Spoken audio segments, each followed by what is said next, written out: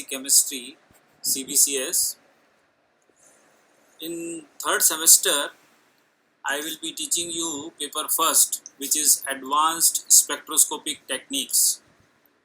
This chapter in unit first is very important because spectroscopy is very much important in determining the structure of the compounds. So, we are going through this chapter, and this advanced spectroscopic techniques includes various types of spectroscopies such as UV visible spectroscopy, then NMR, then IR spectroscopy. All these types of spectroscopy are used for determining the structure. In this first lecture, I will be first discussing the syllabus. In the syllabus, the unit first is consist of UV and visible spectroscopy. In this chapter, we will first go through the various types of electronic transition. Electronic transition means there are several energy levels in which the electrons jumps from lower energy level to higher energy level, such as three types of energy levels are there, and three types of transitions are there. First is the rotational transition, second is the vibrational transition, and third is the electronic transition. So in this chapter, first we will go through the various types of electronic transitions. Then we will go to the fundamental of or the principle of ultraviolet and visible spectroscopy, which is based on Beer-Lambert law. Beer-Lambert law is basic law which deals with the absorbance, and we know that absorbance is directly proportional to path length and concentration of the solution. The first condition for UV and visible light visible spectroscopy is that in a visible spectroscopy the compound or the solution must be colored.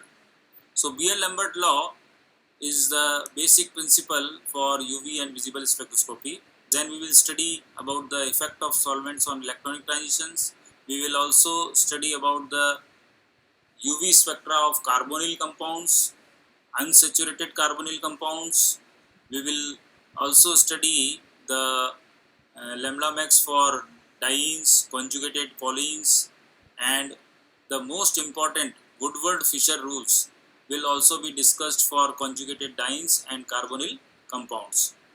We will also go through the UV spectra of benzene and its derivatives, and in the last we will go through the applications of UV visible spectroscopy.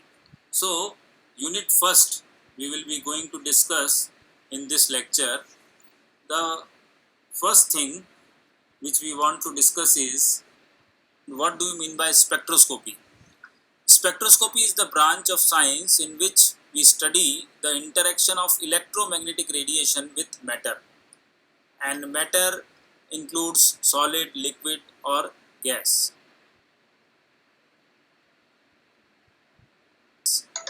Then second thing which we must know is electromagnetic radiation, विद्युत चुंबकीय विकिरण.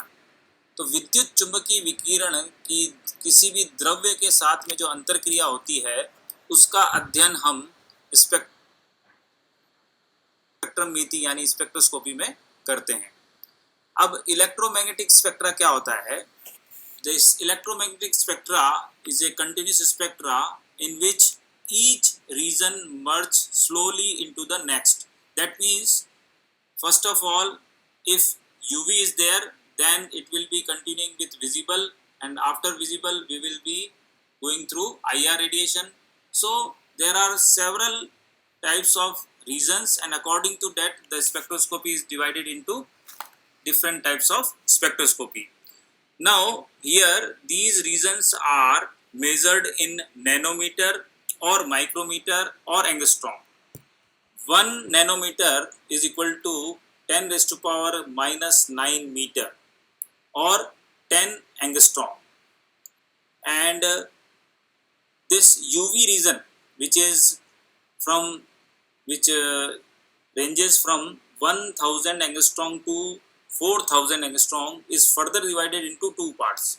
यानी UV जो अपनी range है उसको हमने पुनः दो भागों में डिवाइड कर रखा है. जो पहला पार्ट है, first part is vacuum UV reason.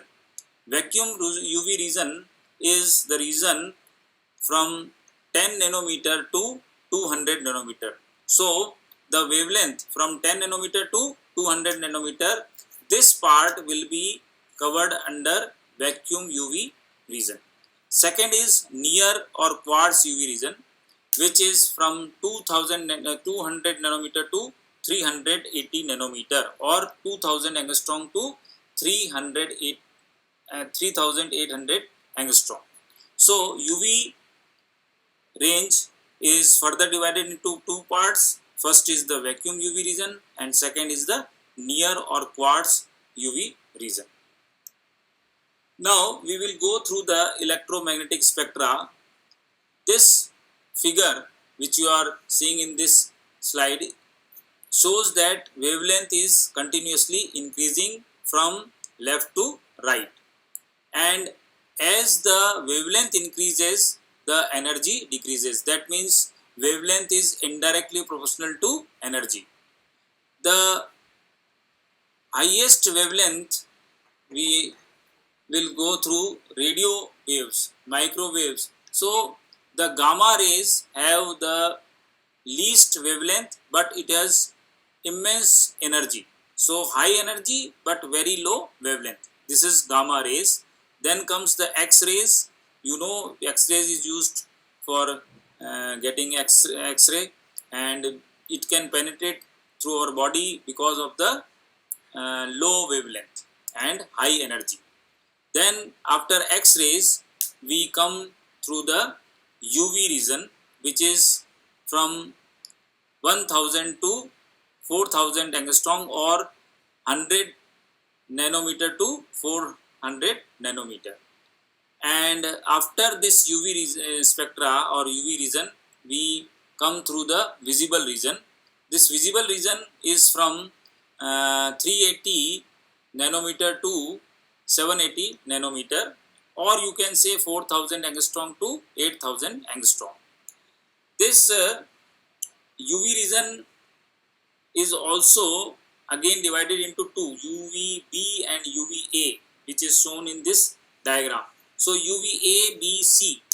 C is your vacuum region, and this UVB, which is this particular type of electromagnetic radiation can cause burning, and this UVA is also called as aging. It produces aging also. That's why it is further divided into. So we had earlier studied that it is divided into two parts. Now we are in this figure, we are seeing that it is divided into three parts, and both this energy is sufficient to damage the DNA. So electromagnetic radiation then moves to infrared radiation, then microwave radiation, and the radio region. So radio waves will have very high amount of wavelength but very less energy. Then we are also seeing this one more factor here, which is frequency. So frequency is also indirectly proportional to wavelength, but it is directly proportional to energy. So energy and frequency both are directly proportional, whereas wavelength and energy are indirectly proportional. Wavelength and frequency are also indirectly proportional. So this is about electromagnetic spectra.